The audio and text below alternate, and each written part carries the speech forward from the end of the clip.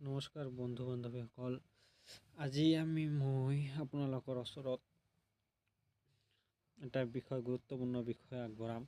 সেইটো হ'ল BEd আৰু DLEDৰ মাজত কিছুমান পাৰ্থক্যসমূহ।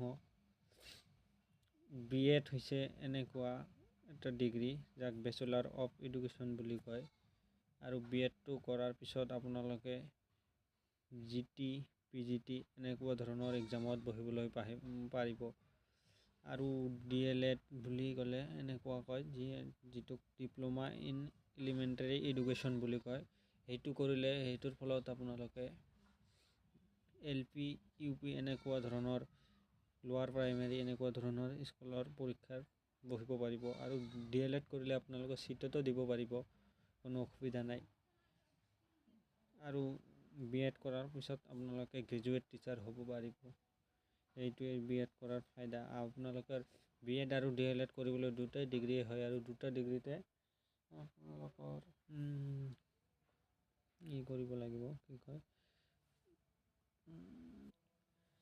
কষ্ট দুটাতে কৰিব লাগিব। যেনেকুৱা আপোনালোকৰ BEd কৰক চাই আপুনি DLED কৰক, দুটাতে কষ্ট কৰিব লাগিব। অলপমান পৰিমাণৰ বেছি কষ্ট হ'ব আপোনালোকৰ BEdৰ, আৰু DLED কৰিব গ'লে DLEDতো আপোনালোকৰ কষ্ট হ'ব।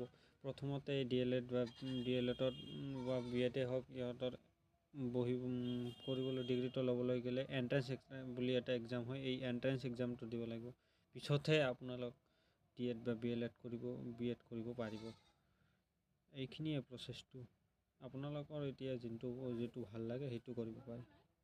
থেংক ইউ ছ' মাছ সম্পূৰ্ণ চোৱাৰ বাবে ভিডিঅ'খন।